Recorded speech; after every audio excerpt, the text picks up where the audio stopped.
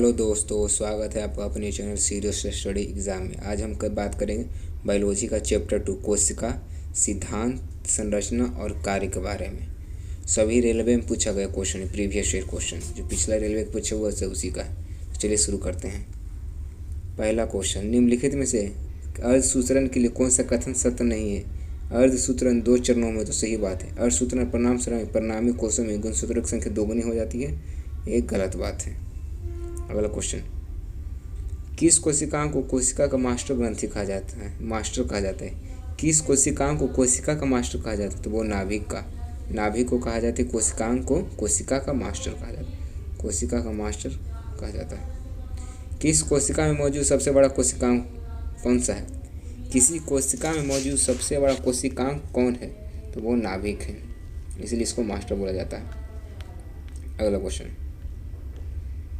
निम्नलिखित में से किस कोशिकाओं को कोशिका प्रोटीन कारखाना कहा जाता है? कोशिका प्रोटीन कारखाना, तो वो राइबोसोम को, लाइसोसोम को आत्महत्या की थैली, माइटोकॉन्ड्रिया को पावर हाउस बॉडी कहा जाता है, माइटोकॉन्ड्रिया को। निम्नलिखित में से कौन सा कोशिकांग केवल पशु कोशिका में पाया जाता है? पशु की कोशिका में पाया जाता है, तो वो लाइसोसोम पशु कोशिका में पाया जाता है। अगला, जीवन की मूलभूत इकाई क्या है? तो वो होता है कोशिका। जीवन की मूलभूत इकाई कोशिका है। शरीर में लगी चोट की मरम्मत के लिए किस प्रकार के सेल विभाजन का प्रयोग किया जाता है?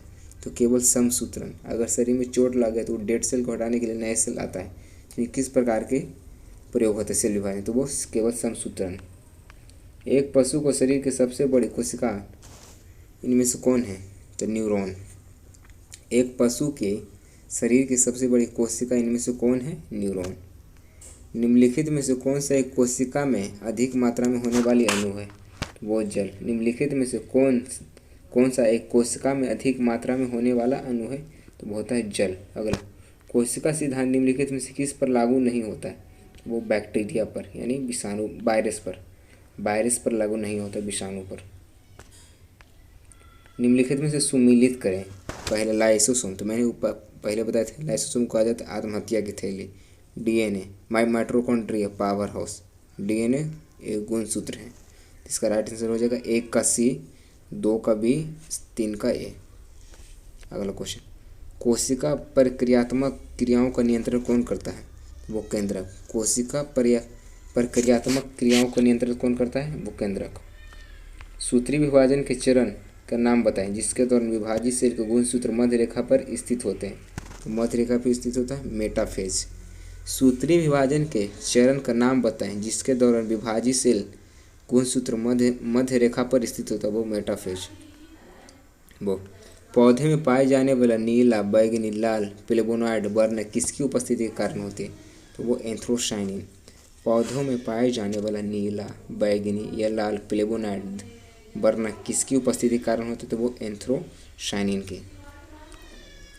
अगला क्वेश्चन, निम्नलिखित में से कौन सा कोशिकांग पादप कोशिका में पाया जाने वाला किंतु पशु कोशिका में नहीं पाया जाता है? तो वो क्लोरोप्लास्ट। पूछ रहा है निम्नलिखित में से कौन सा कोशिका अंग पादप कोशिका में पाया जाता है परंतु पशु कोशिका में नहीं पाया जाता? तो वो होता है क्लोरोप्लास्ट। निम्नलिखित में से कौन सा घटक पत्तियों का हरा रंग बनाता है? हरा रंग पत्तियों का क्लोरोफिल। अगला क्वेश्चन, निम्नलिखित पौधों में कोशिका भित्ति का निर्माण करने वाले जटिल कार्बोहाइड्रेट को क्या कहा जाता है? वो सेल्यूलोज। पौधों में कोशिका भित्ति का निर्माण करने वाले जटिल कार्बोहाइड्रेट को क्या कहा जाता है? तो सेल्यूलोज। अगला, सेलुलर और मॉलिक्यूलर जीव विज्ञान के केंद्र स्थित हैं हैदराबाद में। कहाँ स्थित है? पूछ रहा है सेलुलर और मॉलिक्यूलर जीव विज्ञान के केंद्र स्थित है कहाँ? तो वो हैदराबाद में स्थित है। Centre for DNA fingerprint and diagnostic अवस्थित है कहाँ अवस्थित है केंद्र? तो वो ही हैदराबाद में। Centre for DNA fingerprint and diagnostic कहाँ स्थित है? हैदराबाद में। अगला, जंतु कोशिका पादप कोशिका से भिन्न होती है क्योंकि उसमें क्या नहीं पाया जाता है? क्या होता है? तो उसमें कोशिका भित्ति नहीं होती, हरितलभक नहीं होता है, तारक केंद्रक नहीं होते और तारक केंद्रक होते हैं और हीमोग्लोबिन होते हैं। ये सभी उपयुक्त में से सभी। निम्नलिखित में से किसने यह मूल अवधारणा प्रस्तुत की थी कि सभी जीव कोशिकाओं से बने होते हैं? कौन किया था? ऑप्शन में से कोई नहीं। सॉरी, क्या पूछा था क्वेश्चन? निम्नलिखित में से किसमें यह मूल अवधारणा प्रस्तुत की कि सभी जीवों में कोशिकाओं से बने होते हैं? तो कौन बताए थे? वो एम.जे. स्लाइडन और टी. स्वान बताया था। एम.जे. स्लाइडन और टी. स्वान बताए थे कि सभी जीव कोशिकाओं से बने होते हैं। निम्नलिखित में से कौन शरीर के ऊतकों की वृद्धि, विकास एवं सुधार के लिए महत्वपूर्ण है? निम्नलिखित में से कौन सा शरीर के ऊतकों की वृद्धि, विकास व सुधार के लिए महत्वपूर्ण है? तो वो प्रोटीन। प्रोटीन का आधारभूत इकाई होता है क्या? Amino acid. प्रोटीन का निर्माण में आधारभूत इकाई होता है एमिनो एसिड। अगला क्वेश्चन, प्रोटीन बनाने के लिए अमीनो अम्ल आवश्यक होते हैं कितना ग्राम? तो वो 20 ग्राम। प्रोटीन बनाने के लिए अमीनो अम्ल आवश्यक होते हैं 20। वीडियो पसंद आ रहा होगा तो सब्सक्राइब कर लें चैनल को। अमीनो अम्ल मिलते हैं, अमीनो अम्ल कहाँ मिलते हैं? तो प्रोटीन में। ऊपर ही बताया गया था। कब पूछा गया था? RRB Allahabad, goods guard, EC, RC में परीक्षा। आनुवांशिक उत्परिवर्तन इनमें से होता है, कहाँ होता है? तो क्रोमोसोम में। आनुवांशिक उत्परिवर्तन इनमें होता है कहाँ? तो क्रोमोसोम में। जीन परिवर्तन किस में होता है? तो जीन परिवर्तन डीएनए में होता है। डीएनए में होता है जीन परिवर्तन। देख लीजिए परीक्षा में कहाँ पूछा गया था। अगला क्वेश्चन, डीएनए संश्लेषण के प्रतिपादन किसने किया था? डीएनए संश्लेषण के प्रतिपादन कॉर्नबर्ग ने किया था। कॉर्नबर्ग ने किया था डीएनए संश्लेषण के प्रतिपादन।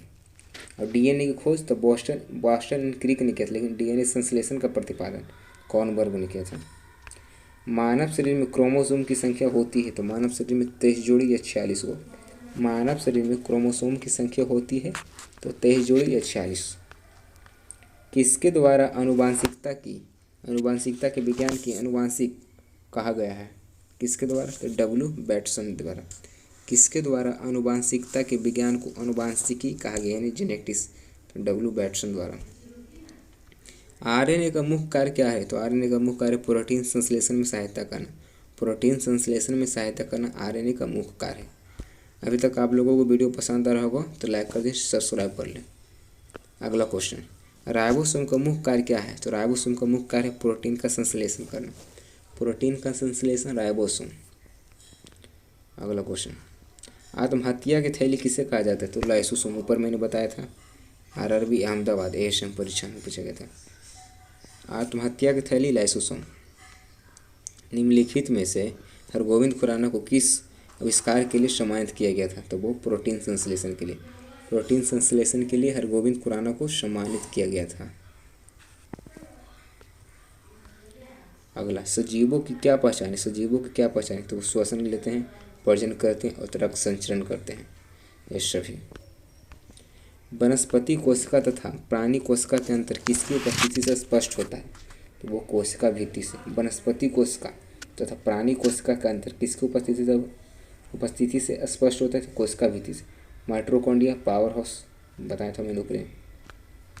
एक कोशिका साइटोप्लाज्म जिस झिल्ली से जुड़ी रहती है वह है प्लाज्मा झिल्ली। एक कोशिका साइटोप्लाज्म जिस झिल्ली से जुड़ी होती है वह प्लाज्मा झिल्ली। कोशिका के 4 अवयवों में से उस कोशिका को पहचाने जो पौधों की कोशिकाओं में पाया जाता है किंतु जानवर की कोशिकाओं में नहीं पाया जाता है, तो वो लवक। बोल रहा है क्वेश्चन, गौर से सुनिएगा, अच्छा क्वेश्चन है। कोशिका के 4 अवयवों में से उस कोशिका को पहचान करें जो पौधों की कोशिकाओं में पाया जाता है लेकिन जानवरों की कोशिकाओं में नहीं पाया जाता, वो लवक। अगला क्वेश्चन,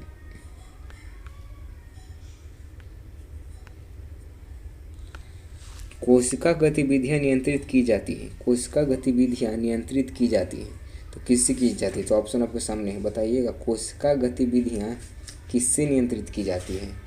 तो किससे नियंत्रित की जाती है? तो वो हो जाएगा न्यूक्लियस द्वारा। न्यूक्लियस द्वारा कोशिका गतिविधियां नियंत्रित की जाती है। आई होप वीडियो आप लोगों को पसंद आया होगा। लाइक कर दें, शेयर कर दें और सब्सक्राइब करना ना भूलें। Thank you.